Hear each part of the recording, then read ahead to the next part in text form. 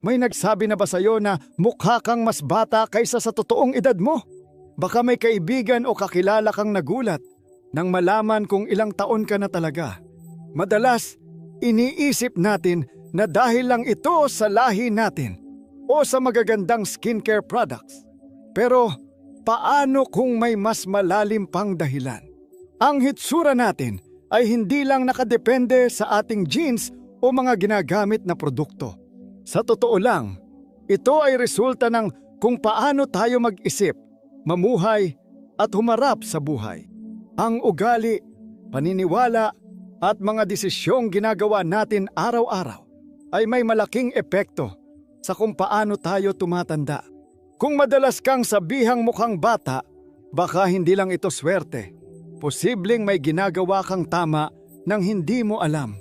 At kung gusto mong malaman kung paano mapanatili ang pagiging fresh at bata, hindi lang sa panlabas kundi pati sa loob, siguraduhing panoorin mo ito hanggang dulo.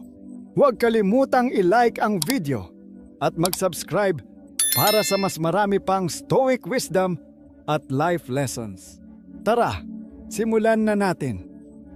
Number 1. May matibay kang kalooban. Napansin mo ba kung paano may mga taong kahit dumaan sa maraming problema ay mukhang bata pa rin? Hindi mo makikita sa kanilang mukha ang stress, lungkot o bigat ng kanilang dinanas sa buhay. Parang hindi sila naapektuhan ng mga pagsubok. Ang sikreto nila, matibay na kalooban.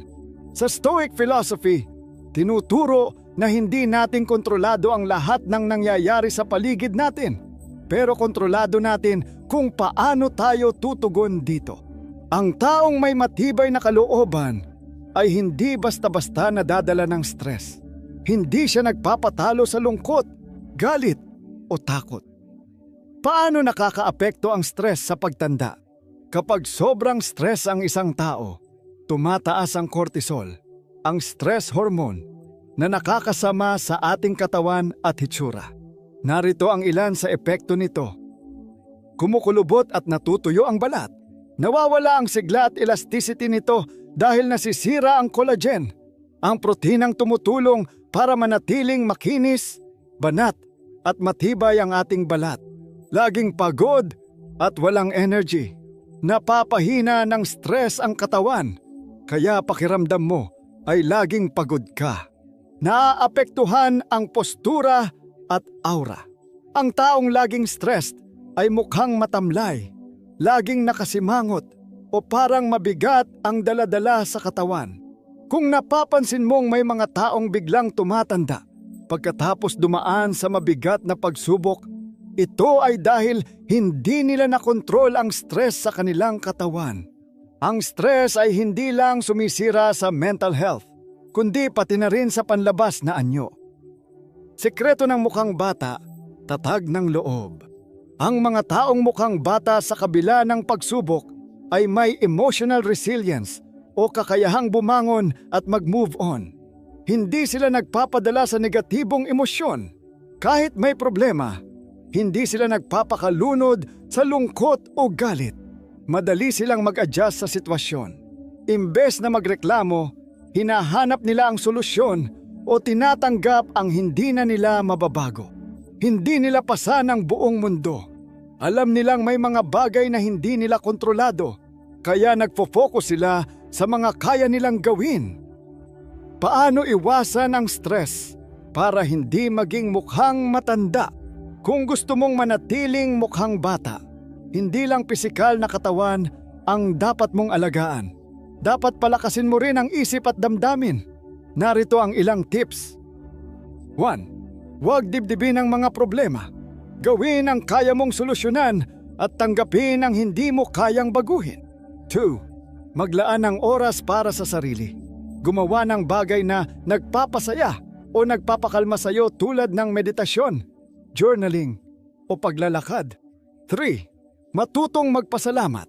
Ang taong marunong magpasalamat ay hindi madaling natatalo ng stress. 4. Piliin ang mga laban. Hindi mo kailangang pumatol sa lahat ng argumento o problema. Minsan, mas mabuting palagpasin na lang. 5. Panatilihin ang positibong pananaw. Ang pagiging optimistic ay nakakabawas ng stress at nagpapaganda ng overall well-being. Hindi mo kailangang maging biktima ng stress. Kung gusto mong manatiling mukhang bata, alagaan hindi lang ang katawan, kundi pati ang isipan at damdamin. Ang pagiging matibay sa loob ay isang natural na anti-aging secret. Kapag natutunan mong kontrolin ang iyong emosyon, makikita mo ang epekto nito hindi lang sa pakiramdam mo, kundi pati sa iyong aura at hitsura. Sa dulo, hindi ang problema ang nagpapamukhang matanda sa atin, kundi kung paano natin ito hinaharap. Kaya kung gusto mong manatiling fresh at youthful, palakasin mo ang loob mo. Huwag magpatalo sa stress at sundin ang stoic mindset ng pagiging kalmado sa gitna ng unos. Number 2, hindi ka takot sa pagbabago. Napansin mo ba ang mga taong parang hindi tumatanda kahit lumipas na ang maraming taon? Laging masigla, puno ng energy, at parang laging may bagong pinaghahandaan sa buhay. Ang sikreto nila, hindi sila takot sa pagbabago. Samantalang may iba naman na mukhang mas matanda kaysa sa kanilang edad. Madalas silang mukhang mabigat ang loob, laging may reklamo, at parang wala nang gana sa buhay. Ano ang dahilan? Takot silang magbago. Bakit mahalaga ang pagtanggap sa pagbabago? Ang pagiging bukas sa pagbabago ay isang sikreto ng pagiging mukhang bata. Ang taong hindi natatakot sumubok ng bago, humarap sa bagong sitwasyon, at mag-adjust sa buhay ay nananatiling masigla at buhay ang isipan. Laging may bagong natututunan. Kapag active ang isip, hindi ito madaling tumanda. Hindi madaling panghinaan ng loob. Mas madali nilang tinatanggap ang mga pagbabago sa buhay. Mas masaya at may excitement. Dahil hindi sila natatakot sa bago, palagi silang may inaabangan. Ano ang epekto ng takot sa pagbabago? Kung ang pagiging bukas sa pagbabago ay nakakapagpanatili ng sigla, ang pag-iwas dito ay nagpapabilis ng pagtanda. Nagiging matigas at matamlay ang katawan. Ang taong ayaw magbago ay parang naninigas sa kilos, pananamit at pananaw sa buhay. Laging stress at negatibo. Madali silang mainis kapag hindi nila kontrolado ang sitwasyon. Pakiramdam nila ay tapos na ang buhay nila. Kapag hindi na sila open sa bagong karanasan, unti-unting nawawala ang sigla sa kanilang buhay. Madalas, ang mga taong takot sa pagbabago ay naiipit sa nakaraan. Ayaw nilang sumabay sa takbo ng panahon, kaya hindi nila napapansin na unti-unti silang napag-iiwanan. Stoic mindset, yakapin ang pagbabago. Ayon sa Stoic philosophy, ang pagbabago ay natural sa buhay. Mas madali ang buhay kung tatanggapin natin ito kaysa labanan. Lahat ng bagay nagbabago. Walang permanente sa mundo. Nagbabago ang tao, sitwasyon at panahon. Ang kapit sa nakaraan ay nagpapahirap sa atin. Kapag hindi mo matanggap ang pagbabago, mas lalo kang mahihirapan. Ang kakayahang mag-adjust ay isang superpower. Kapag kaya mong sumabay sa agos ng buhay, hindi ka basta-bastang natitinag ng stress. Paano matutong tanggapin ang pagbabago? Kung gusto mong manatiling mukhang bata at masaya, matutong sumabay sa agos ng buhay. Narito ang ilang simpleng paraan. 1. Subukan ang bago. Kahit simpleng pagbabago sa routine o bagong hobby, malaking tulong ito. 2. Huwag matakot sa pagkakamali. Lahat ng bago ay may learning process. Hindi kailangang maging perpekto agad. 3. Makinig sa iba't ibang pananaw. Hindi porket iba ang idea ay mali na agad. Minsan, doon tayo may matututunan. 4. Tanggapin na hindi lahat ng bagay ay kontrolado mo. Ang pagbabago ay parte ng buhay. Mas madali kung matututo kang sumabay. Kung gusto mong manatiling fresh at bata, huwag kang matakot sa pagbabago. Ang pagiging flexible sa buhay ay hindi lang nakakatulong sa mental health, kundi pati na rin sa kabuuang energy mo. Matuto kang mag-adapt, Huwag pang hawakan ang nakaraan. At higit sa lahat, tanggapin na ang pagbabago ay hindi hadlang. Ito mismo ang magbibigay sa iyo ng mas masaya at makulay na buhay. Number 3. Palaging mausisa ang iyong kaisipan. Napansin mo ba na may mga taong kahit tumatanda ay mukhang bata pa rin, puno ng sigla at parang laging may bagong nadidiskubre sa buhay? Ano ang sikreto nila? Patuloy silang natututo at laging bukas sa bagong kaalaman. Sa kabilang banda, may mga tao namang mabilis tumanda, mukhang matamlay at parang wala ng interes sa mundo. Karaniwan, ito ay dahil nawala na ang kanilang pagkamausisa at pagnanais matuto. Bakit mahalaga ang pagiging mausisa? Ang mga taong gustong matuto ay may mas matalas na isipan, mas masayang pananaw, at mas buhay na espiritu. Lagi silang may bagong natutuklasan. Ang patuloy na pag-aaral ay nagpapasigla ng utak at nagpapabagal ng pagtanda. Mas aktibo ang isip nila, parang muscle ang utak. Kapag hindi ginagamit, humihina ito. Mas nag-e-enjoy sa buhay. Hindi sila madaling mabagot at laging may bagong bagay na gustong subukan. Sa madaling salita, ang pagiging curious ay isang natural na sikreto para manatiling mukhang bata. Paano nakakatulong ang patuloy na pagkatuto sa utak? Ayon sa mga eksperto, ang pagiging aktibo sa pag-aaral ay nagpapabagal ng paghina ng utak. Narito ang ilang benepisyo nito. Pinapalakas ang memorya. Ang utak na laging ginagamit ay mas tumatagal at hindi agad humihina. Pinapabagal ang mga senyales ng pagtanda. Mas mababa ang chance ng mga taong mahilig matuto na magkaroon ng sakit tulad ng demensya. Pinapataas ang dopamine levels. Ang dopamine ay isang happy hormone na nagpapasaya at nagbibigay ng energy sa atin. Kaya kung gusto mong manatiling bata ang isip at katawan mo, huwag kang titigil sa pag-aaral at pag-explore ng bago. Ano ang nangyayari sa mga hindi na mausisa? Kung ang patuloy na pagkatuto ay nagpapanatili ng sigla, ang pagkawala naman nito ay nagpapabilis ng pagtanda. Mukhang pagod at walang gana. Nawawala ang sigla sa mukha ng taong hindi na interesado sa bagong kaalaman. Mas mabilis bumabagal ang pag-iisip. Kapag hindi ginagamit ang utak, mas mabilis itong humihina.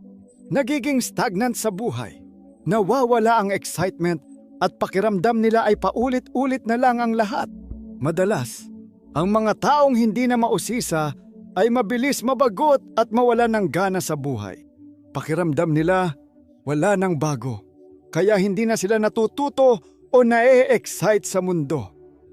Paano mapapanatili ang pagiging mausisa? Kung gusto mong manatiling masigla at mukhang bata, huwag kang titigil sa pagkatuto. Narito ang ilang simpleng paraan. 1. Magbasa ng libro o manood ng educational content. Kahit ilang minuto lang sa isang araw, malaking tulong ito sa utak. 2. Magtanong at mag-explore. Huwag matakot magtanong o subukan ng bago. 3. Sumubok ng bagong hobby o aktibidad. Kahit simpleng bagay tulad ng bagong pagkain o bagong gawain, may epekto ito. 4. Makipag-usap sa iba't ibang tao. Maraming matututunan sa pakikinig sa ibang pananaw at karanasan. 5. Maglaan ng oras para sa self-improvement. Hindi lang sa eskwela natatapos ang pag-aaral. Aralin din kung paano mas gaganda ang sarili at buhay mo. Ang pagiging mausisa ay hindi lang para sa mga bata. Ito ay ugali ng mga taong masayahin, aktibo, at mukhang bata. Kung gusto mong manatiling fresh at youthful, hindi lang dapat katawan ang inaalagaan. Kailangan mo ring i-exercise ang iyong utak, patuloy na matuto, maging bukas sa bagong kaalaman at manatiling interesado sa mundo.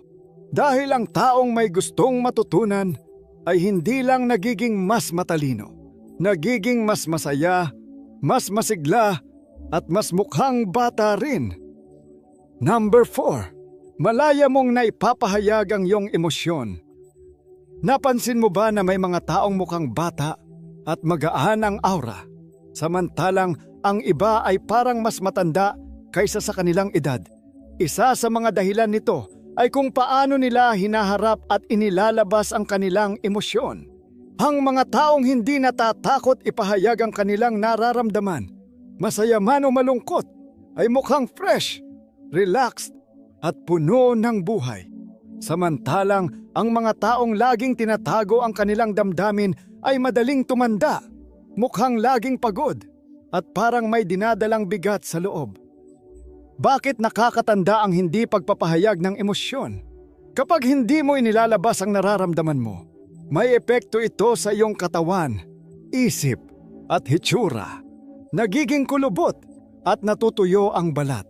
Ang stress hormones mula sa naipon na emosyon ay sumisira sa collagen ng balat, kaya nagkakaroon ng wrinkles at dull skin. Nagmumukhang laging pagod. Ang taong may itinatagong emosyon ay madalas mukhang matamlay at walang sigla. May tensyon sa mukha at katawan.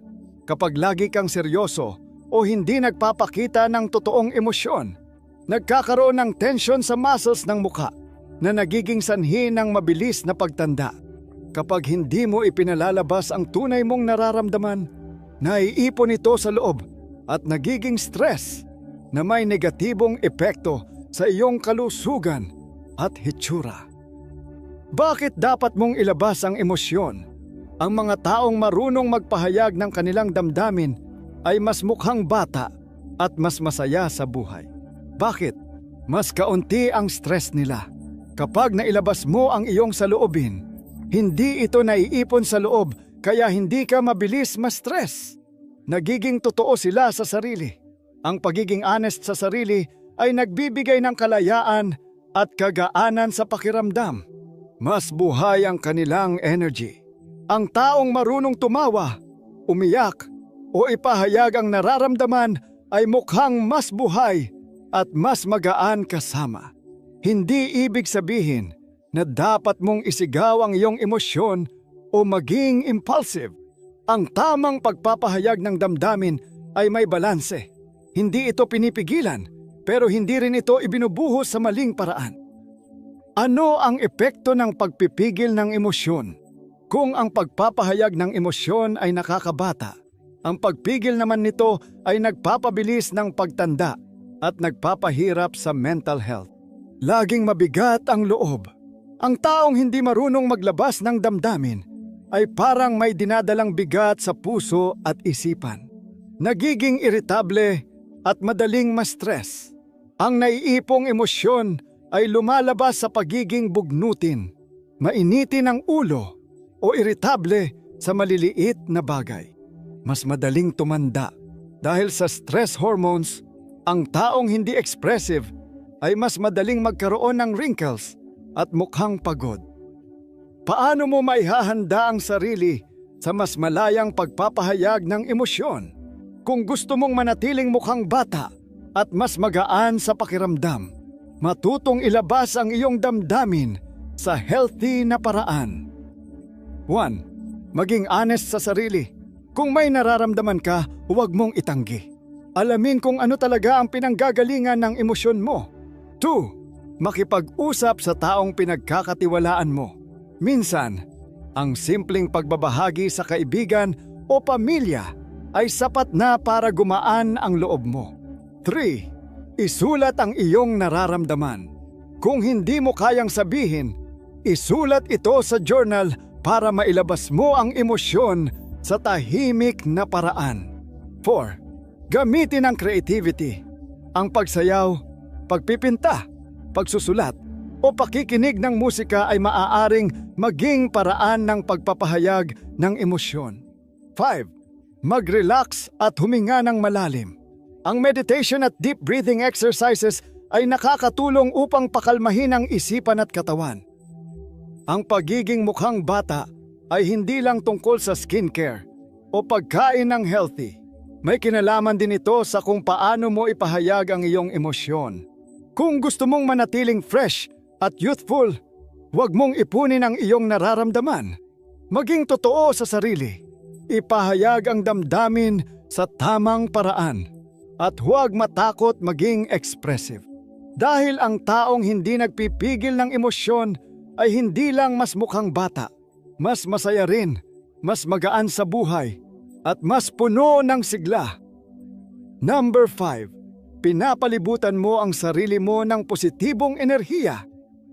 Napansin mo ba na ang mga taong laging nasa paligid ng mga toxic na tao ay mukhang laging stress, pagod, at parang may dinadalang bigat? Hindi ito aksidente. Ang mga taong nakakasama mo araw-araw ay may malaking epekto sa iyong isip at katawan. Samantala, ang mga taong masaya, relaxed, at mukhang bata ay kadalasang napapalibutan ng positibong enerhiya. Hindi sila madaling mapagod at tila hindi sila mabilis tumanda. Ano ang sikreto nila? Pinipili nilang makasama ang mga taong nagbibigay ng good vibes at positibong impluensya.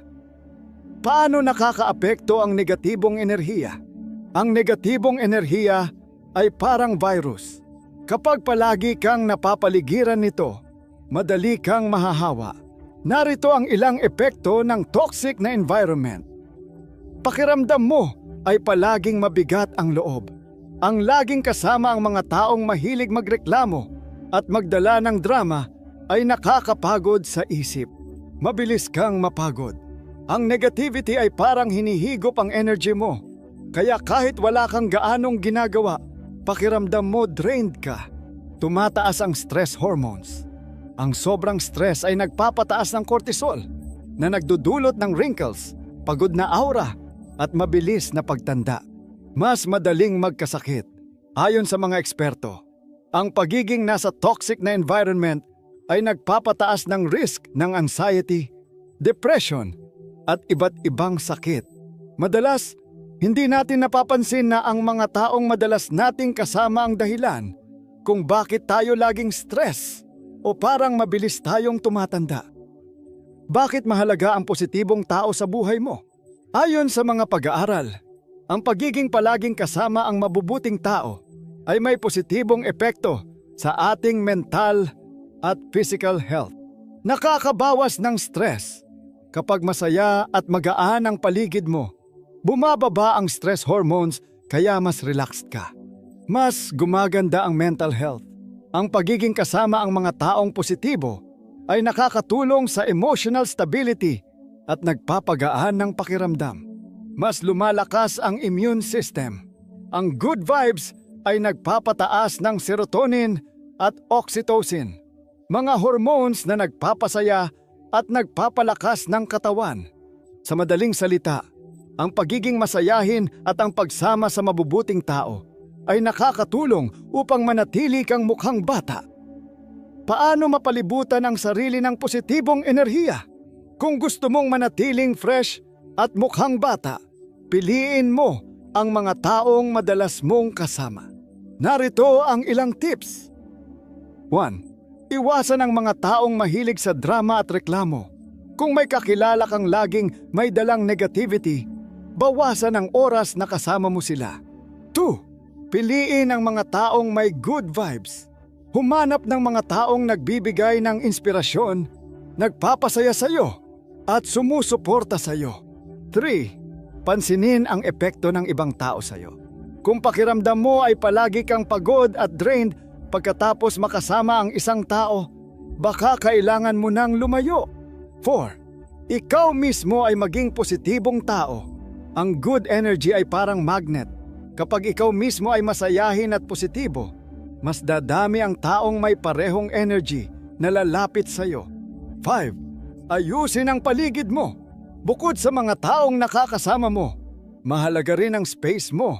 Linisin ang paligid, makinig sa uplifting music, at gawin ang mga bagay na nagpapasaya sa iyo.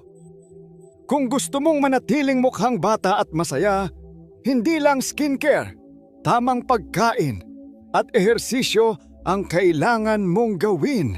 Mahalaga rin na piliin ang mga taong madalas mong kasama. Ang pagiging nasa isang healthy at positive na environment ay may malaking epekto sa iyong isip, emosyon, at katawan. Kaya kung gusto mong manatiling fresh at mukhang bata, Palibutan mo ang sarili mo ng good energy sa mga tao, sa lugar, at sa paraan ng pag-iisip mo.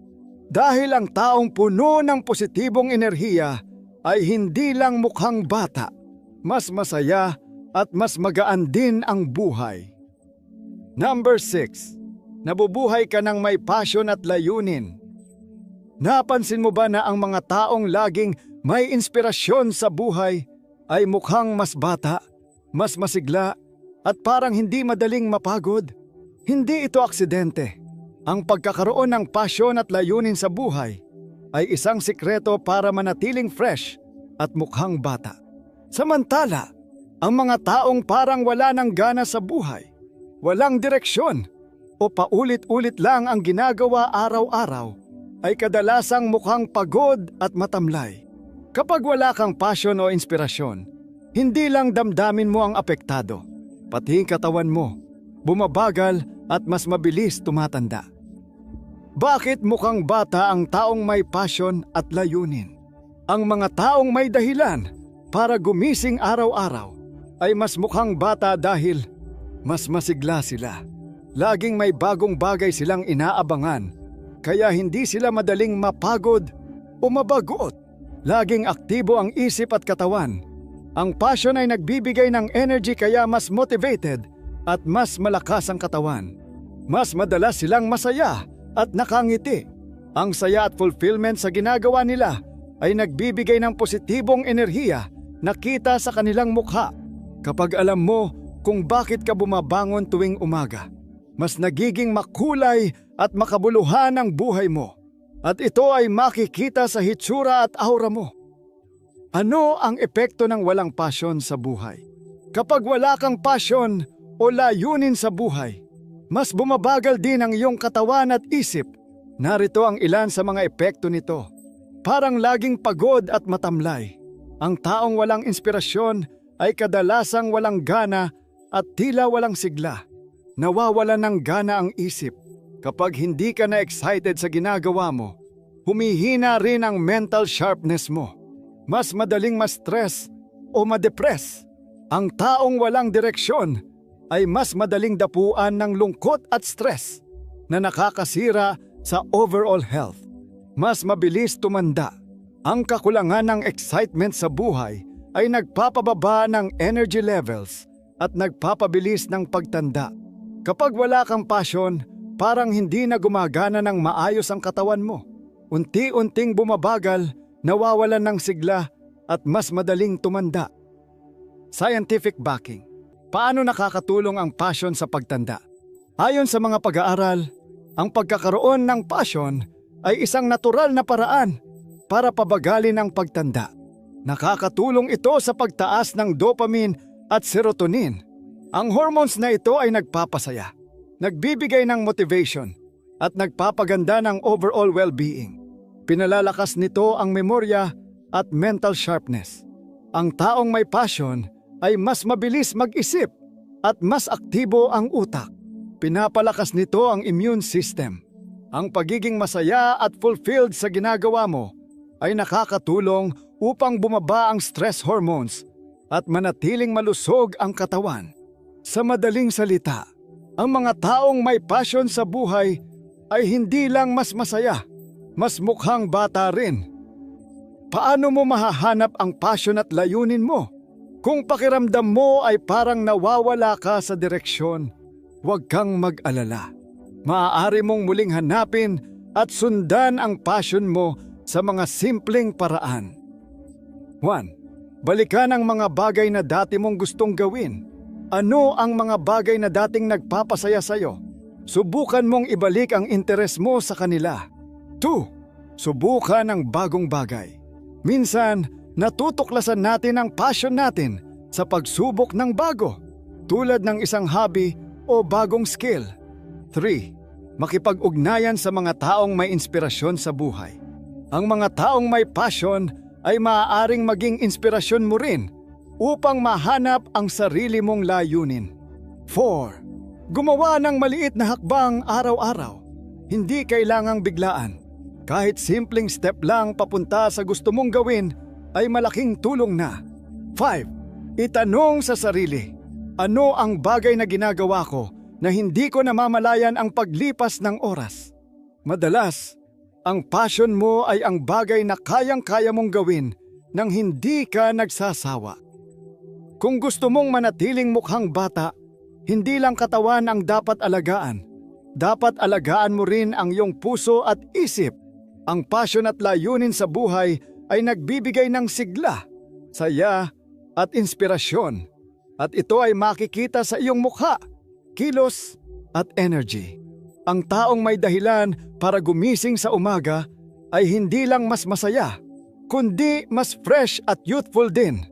Kaya kung gusto mong mapanatili ang youthful glow, hanapin at sundan mo ang bagay na tunay na nagpapasaya sa iyo.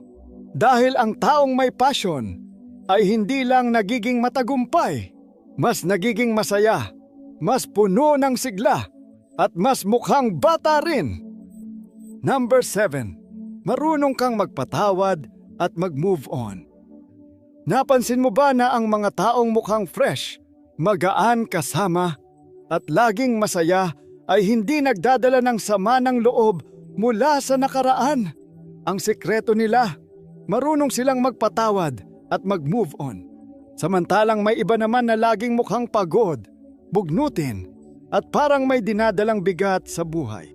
Madalas, ito ay dahil hindi pa nila napapalaya ang sarili nila mula sa sakit, galit, o pagsisisi sa nakaraan. Bakit ang pagpapatawad at pag-move on ay nakakabata? Ang taong hindi nakakapit sa nakaraan ay mukhang mas fresh at masaya dahil hindi sila madaling ma-stress. Alam nilang hindi makakatulong ang galit at hinanakit, kaya pinipili nilang mag-move on. Mas magaan ang kanilang aura. Ang taong hindi nagdadala ng bigat sa puso ay mas mukhang relaxed at puno ng sigla. Mas positibo ang kanilang pananaw. Ini-enjoy nila ang kasalukuyan kaysa manatili sa nakaraan. Kapag natutunan mong bitawan ang sakit at sama ng loob, hindi lang gagaan ang loob mo, kita rin ito sa iyong mukha. Ano ang epekto ng hindi pagpapatawad? Kung hindi ka marunong magpatawad o mag-move on, ikaw rin ang mahihirapan. Narito ang ilang negatibong epekto nito. Mataas ang stress levels. Ang pagiging bitter ay nagpapataas ng stress na nagiging sanhi ng mabilis na pagtanda. Mas mukhang matanda at pagod. Ang taong laging may hinanakit ay kadalasang may wrinkles, stress lines, at matamlay na mukha. Laging mabigat ang loob. Ang hindi pagpapatawad ay parang pasan sa likod. Ikaw lang ang nahihirapan, hindi ang taong nagkamali sa iyo.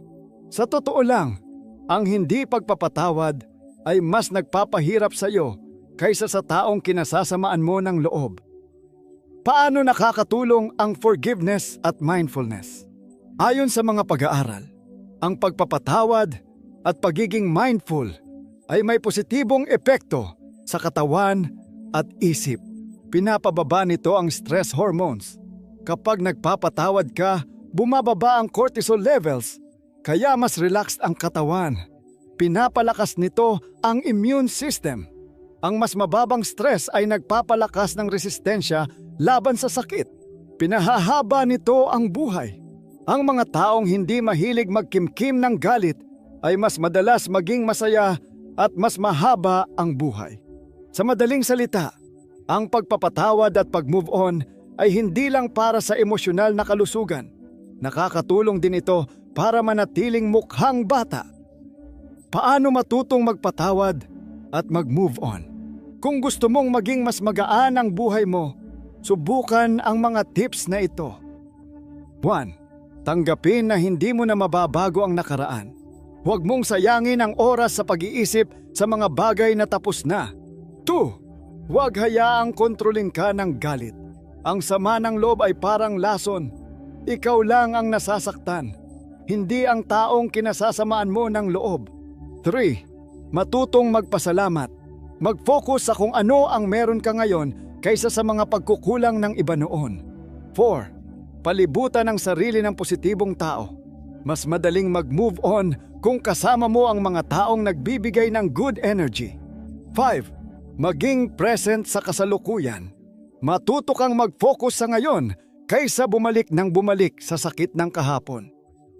Ang pagpapatawad at pag-move on ay hindi lang tungkol sa pagiging mabait. Ito ay may direktang epekto sa iyong katawan, isipan at hitsura. Kapag natutunan mong bitawan ang galit, sakit at pagsisisi, mas magiging magaan ang iyong buhay. Mas magiging relaxed ang iyong mukha at mas magmumukha kang bata.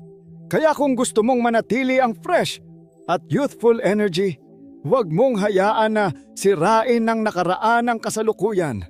Matutong magpatawad, bitawan ang sakit at mabuhay ng mas magaan. Dahil ang taong malaya sa hinanakit ay hindi lang mas masaya, kundi mas mukhang bata rin. Ang pagiging mukhang bata ay hindi lang dahil sa genes o kung anong skincare ang gamit mo. Mas mahalaga ang mindset, ugali at mga desisyon mo sa buhay. Paano mo hinaharap ang stress? Paano ka nag-move on sa nakaraan? At kung sino ang madalas mong kasama? Lahat ng ito ay may epekto sa iyong hitsura at kalusugan. Ngayon, gusto kong marinig ang kwento mo. Ano ang pinaka-wild na age mistake na sinabi sa'yo? May nagsabi na bang mukha kang mas bata ng 5, 10 o kahit 15 taon? I-share mo sa comments! At kung gusto mong patuloy na matuto ng Stoic Wisdom para sa mas kalmadong at mas maayos na buhay, huwag kalimutang mag-subscribe. I-share ito sa isang kaibigan na mukhang bata pa rin. Baka gusto nilang malaman kung bakit. At syempre, i-like ang video na ito kung gusto mong manatiling youthful hindi lang sa itsura, kundi pati sa isip at damdamin. Salamat sa panunood. Panatilihin nating fresh at magaan ang ating pananaw sa buhay.